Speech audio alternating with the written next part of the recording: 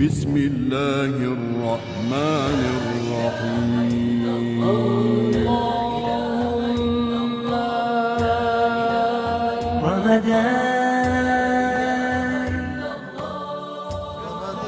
بسم الله الرحمن الرحيم. Assalamu alaikum. Donc je suis encore heureux de vous retrouver une deuxième fois durant ce mois sacré de Ramadan où nous développons cette chronique sur le thème du dialogue, du débat, des échanges entre les penseurs musulmans d'antan et d'aujourd'hui, de l'ère moderne et contemporaine. Deuxième grand épisode de ces grands échanges entre penseurs musulmans, c'est ce grand débat qui a eu lieu à des époques différentes et des espaces différents entre Al-Ghazali, Abu Hamid Al-Ghazali, qui est l'un des plus grands, sinon le plus grand penseur de l'histoire de l'islam, qui était donc en Orient et qui avait écrit ce traité viruleux contre la philosophie musulmane, contre Ibn Sina, Avicenne, contre Al-Farabi et à un degré moindre contre Al-Kindi. Ce traité qui s'appelait Tahafut al-Falasifa, l'incohérence des philosophes, où il développait en 20 chapitres, voici comment je réponds à ces philosophes, et sur 3 des 20, il disait, ils sont tellement erronés, ces philosophes, dans ce qu'ils disent, qu'ils sont complètement passés dans l'apostasie, dans l'hérésie, le kufr, c'est-à-dire qu'ils ne sont plus dans le cadre musulman. Ils sont en dehors du cadre musulman. Et ce livre a eu un tel succès, un tel impact, qu'il a continué pendant très longtemps, probablement jusqu'à aujourd'hui. Il est peut-être la référence standard de ce qu'on pourrait appeler l'orthodoxie, la pensée classique musulmane. Près d'un siècle plus tard, à l'autre bout du monde musulman, émerge une grande école philosophique. Ibn Tufayl, Ibn Rushd et d'autres qui pensent que Al-Ghazali se trompe. Alors, Ibn Tufayl écrit un roman qui est très connu, Hayy ibn Yaqdhan, c'est un roman philosophique qui est à peu près la même chose. Certains ont dit que Robinson Crusoe a été calqué sur Hayy ibn Yaqdhan, qui dit tout simplement, se pose cette question qui est très très importante. Est-ce qu'une personne qui naît quelque part dans la nature, qui n'a jamais eu de contact avec les humains, n'a jamais entendu parler de religion, n'a jamais entendu parler même du concept de Dieu, va en venir à croire en Dieu à travers ce qu'il reçoit comme signe de la nature, réflexion intérieure, etc. Et Ibn Tufayl dit oui. Ibn Tufayl, sans mentionner Al-Ghazali directement, lui répond indirectement et contre ses thèses.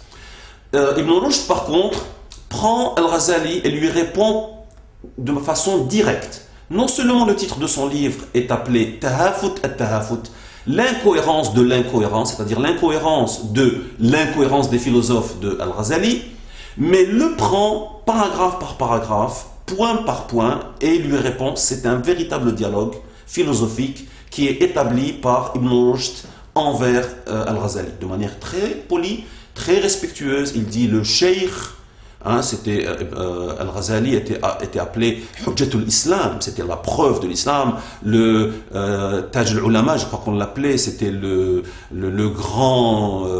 l'honneur des Sharaful A'imma, c'est l'honneur des imams de l'islam. Donc Al-Ghazali était honoré et Ibn Rushd le respecte très grandement, mais il lui répond et lui dit: je m'excuse, mais vous n'avez pas compris telle idée de la philosophie aristotélicienne, vous avez mal saisi. Ibn Sina lui-même, lorsqu'il a présenté la chose, l'a mal présenté, c'est peut-être pour cela, et lui répond de manière ordonnée. L'impact d'Ibn Rushd n'a pas été du même ordre que l'impact de Al-Ghazali, il faut le reconnaître. Sauf en Occident, où il a fait évidemment il a eu une influence extraordinaire sur les penseurs chrétiens, Saint Thomas d'Aquin et d'autres qui ont développé l'avéroïsme latin, ce qu'on appelle l'avéroïsme latin.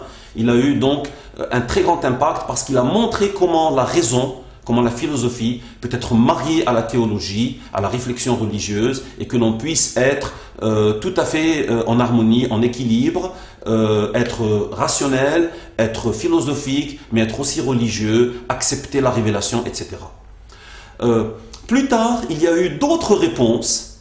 Au XVe siècle, durant la grande civilisation ou l'ère ottomane, un penseur, Mustafa al-Boursaoui, en Turquie, décide de répondre à Averroès. Donc vous voyez un peu les échanges. Donc c'est à plusieurs siècles d'intervalle, donc un livre qui va être écrit pour répondre à Ibn Rushd, qui lui avait répondu de manière très détaillée à Al-Ghazali. Le sultan de l'époque, le grand sultan Mehmed II, Mohammed al-Fatih comme il est connu en appellation arabe, Mehmed le Conquérant, l'un des plus grands sultans de l'ère ottomane, appelle ces grands penseurs et désigne deux savants en leur disant « Ce que je veux que vous fassiez, c'est que vous preniez tous ces échanges et que vous me fassiez une synthèse et que vous me disiez qui a gagné à la fin dans ces grands débats. » Parce qu'évidemment, un grand sultan, il veut une résolution de ce conflit, de ce dialogue, il veut une réponse finale, il ne veut pas donc ces échanges qui sont ouverts, etc. Aujourd'hui, on ne va pas trancher la question, ou du moins je ne vais pas la trancher. Je vais la laisser ouverte. Ce qui m'importe, ce n'est pas qui a gagné, bien que j'ai mes propres penchants. Ce qui m'importe, c'est qu'il y a toujours eu cette grande tradition de « ce n'est pas parce qu'un penseur est grand qu'on va tout prendre de tout ce qu'il dit, qu'on va tout accepter, qu'on va tout simplement dire X a dit, Aristote a dit, Al-Ghazali a dit, Ibn Rushd a dit ». C'est toujours quel est l'argument, est-ce qu'il y a un argument plus fort, est-ce que je suis convaincu, est-ce que je peux répondre, est-ce que je peux poser la question, est-ce que je peux revenir derrière, et il n'y a jamais de dernier mot. C'est cette tradition qu'il faut revaloriser, qu'il faut refaire démarrer. Dans la prochaine chronique, je vous montrerai un épisode de ce style durant le XXe siècle entre penseurs musulmans et nous reprendrons plus tard. Merci.